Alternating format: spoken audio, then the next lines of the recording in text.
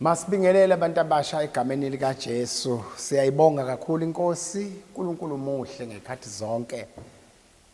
Umsa wakhe umi kuze kube phakade. Malibonge igama lika Jesu. Masifundeni abantu abasha izwi lenkosi elitholakala encwadini kaJohn. John 1, first book of John chapter 2 verse 14. uJohn ngaleya ngasesambulweni. Hayi uJohn ngapha lapha aqhuba khona ivangeli kodwa lapha ya aqhuba khona iapostolic ministry. Ngale ngasesambulweni. First book of John chapter 2 verse 14. Just only one verse. It reads thus in this version. I write to you, fathers, because you have come to know him who is from the beginning. I write to you, young men, because you are strong, and the word of God remains in you, and you have conquered the wicked one. Let me repeat. I'm starting from verse 14. I write to you, fathers, because you have come to know him who is from the beginning. I write to you, young men, because you are strong, and the word of God remains in you, and you have conquered the wicked one. Masibonge izwi likaNkulunkulu. Baba siyabonga. Lengamandla, lengamanzi abandayo emphefumulweni omileyo. Moya kaNkulunkulu, moya kaBaba, moya kaSomandla. Yithi laba. Yithi esabizwa yilo, sasalwa yilo. Leyimana yomphefumulo wethu. Hlambulukisa umoya wethu ngalo. Liyasihlambulula. Sincede Nkosi nakulezi izinsuku ezimbi kangaka, insuku zesomiso, insuku zokuphelelwa ngamandla, insuku zokuqundeka kwamehlo umuntu ongaphakathi, insuku zokuqundeka kwamadlebe omuntu kamoya. Siyabonga kakhulu Nkosi, liphilile izwi lakho, liqhekeza amadwala ngoba leyisando. Babona amandla wonke, linamandla, lisamasamisa ihlane, lephula nimithi elikhulu, imsedari yaseLebanon. Sibusise ngoJesu inkosi yethu. Amen. In short, sithola uJohn lapha ebhala ukhuluma ngempilo yokuzithoba, life of obedience, impilo yokuzithoba. Mayibhala ke luleka ngazo zonke lezi zimo ke ngokwempilo ephilwayo ngabakholwayo, ababizweyo, abahlangane nolizwi kaThixo. Uyabhala kuyeluleka ke uma ufunda lencwadi uthola eluleka obaba, eluleka obani, omama, eluleka abanye, kodwa nje ithasi luleke wonke umuntu okholwayo. But manje ke sikhuluma la sisenkonzweni yolusha kwabasha bethu. Uthi ke ngibhalela nina bobaba ngokuba niseniyamasi owayekhona kusuka ekuqaleni. Abesethi ngibhalela nina abasha ngokuba ninamandla, you are strong, ninamandla, and izwi likaNkulunkulu lihlala kini, and nimnqobile ombi. You have conquered the wicked one. You have conquered the wicked one. Usho kwabasha ke manje uthi banamandla. Yini indaba kuthiwe banamandla? Is because izwi likaNkulunkulu lihlala kubo. Okwenza babe namandla ukuhlala kwezwi likaNkulunkulu kubo. Mususa izwi likaNkulunkulu kubo, ba weak as anybody. Yini babe namandla? Banamandla ngoba izwi likaNkulunkulu lihlala kubo. Uthi ke nimnqobile kombi, nimnqotshiswa ukuthi izwi likaNkulunkulu lihlala kini.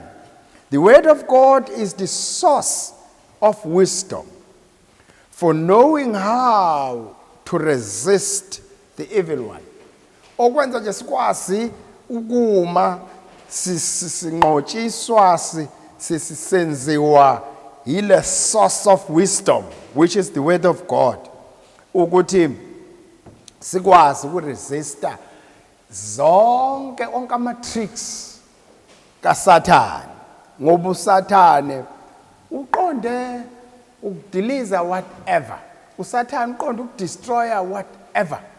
uqonde ungabikho mfana owazi indlela, uqonde ungabikho ntombazane, uqonde nje ukuthi kube mnyama, uqonde ukuthi kushayiswane ngeifuba, engabikho umuntu obondlela. So istrategy sakhe sokuthi basha bethu ibani nje izinto nje ezihlulwa uphuzo oludakayo, izinto nje ezihlala emajele, ezihlala efunwa amaphoyisa, abantu nje abahlulekayo nje, abantu abangenayo ivision, noma bengaba nayo ivision yezinto eziphilayo thothi amandla okwenza lezo zinto abazibonayo abanawo. I-strategy sikaSathane. The word of God is the source of wisdom for knowing how to resist the evil one. Ukuze ukwazi ukunqoba lombi, i-source yolwazi, source ye-information, i-source yokukhanya, i-source yokugqokiswa amandla komuntu omusha. Uthi ngibhalela nabo baba ngoba seniyamazi owayekhona kusuka ekuqaleni. Abese uthi ngibhalela nina insizwa ngokuba ninamandla and izwi likaNkulunkulu lihlala kini and nimhlulile ombi, nimhluliswe ukuthi ninamandla, okwenza nibe namandla izwi likaNkulunkulu lihlala kini. Lokhu kusho ukuthi kona umehluko phakathi komuntu omusha onezwi likaNkulunkulu nomuntu omusha ongenalo izwi likaNkulunkulu. Umuntu omusha ongenalo izwi likaNkulunkulu weak, just like anybody else. Kodwa umuntu omusha onezwi likaNkulunkulu unamandla, uyamnqoba umbi, umnqotshiswa ukuthi unamandla ngenxa ukuthi izwi likaNkulunkulu lihlala kuye. Alibongwe igama likaJesu. Ngakho ke abantu abasha, what we can say, ivangeli elimpumelelo yethu, ivangeli elikukhanya kwethu, ivangeli elisifice sihambaze lasembesa, ivangeli izwi likaNkulunkulu kushunyelwa kwalo okwenze sayilokho esiyikho, okuthi abanye bekuphika ukukholwa thina sikuvume ngo-elethu, okuthi abanye kubacasula thina kusijabulisa, ukuthi behluleka kuhamba thina sikwazi ukuhamba, ukuthi ungazelele ikuthathe lento ikushintshe i-direction ngathi ubhekele bese ubheka le. Yini indaba? Ukuhlangana nolizwi kaThixo. Siyanikhulekela umkhuleko wethu ukuthi lizwi likaThixo zambule olusheni lwethu, zambule kwabasha bethu, lidunyiswe libongwe lona lodwa elakhe igama. Boma uke wazambula ngoba wena usaney'nguquko eziningi empilweni yomuntu, ngoba wena usanokukhanya, usanamandla, usanezambulo, usanokuba bamazi weqiniso. Athi ngiyanibhalela nabo baba ngoba seniyamazi owayekhona kwasekuqaleni. Ngibhalela nina bobaba. Angiqedeleke bantu abasha izwi lethu lanamhlanje besilifundayo elikhuluma ngokuthi ninamandla provided izwi likaNkulunkulu lihlezi kini. Niyamnqoba umubi provided izwi likaNkulunkulu likini. Niba-ke namandla-ke. Lo nje ubebhala nje ethi nginilobela ninabantu abasha ngoba ninamandla, usho ngoba ninezwi likaNkulunkulu. Mali ngekho ni weak, mali ngekho niyafana nabanye abantu abakhona emhlabeni, ngoba isource yokuhlakanipha izwi likaNkulunkulu.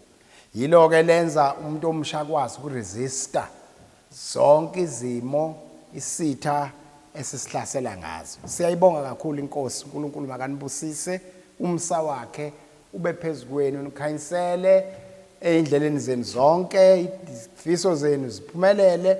Umsebenzi wethu yilowo nje, singabantu abagcotshiwe, bagcotshelwa ukunihola, bagcotshelwa ukunigqugquzela, to encourage you ukuthi kule ndlela kuyahambeka ngoba iye ekhaya. So wena ke thandaza, hlabelela uthi nyawo zami namathela kule ndlela ngoba le ndlela iye ekhaya. Uma ubuyele emva wazi ukuthi awusayikhona ke ekhaya. Mawuye eceleni wazi ukuthi awusayikhona ke ekhaya, usuyaduka ungena ehlathini. Masibonge izwi kaNkulunkulu. Baba ongcwele, siyabonga msindisi wethu onamandla, siyabonga dwala lempilo yethu, siyabonga kuphila kwethu, siyabonga amandla ethu, siyabonga wena umi kuze kube phakade, siyabonga wena ophilayo, wena okhona nowayekhona noyoba khona kuze kube phakade. Zonke izinto ziyawudlula kodwa izwi lakho limi kuze kube phakade. Sibusise Nkosi ngalo, busisa abantu abasha, busisa abangcwele, lidunyiswe libatshazwe lona lodwa lakhe igama, ngoJesu Kristu umsindisi wethu. Amen.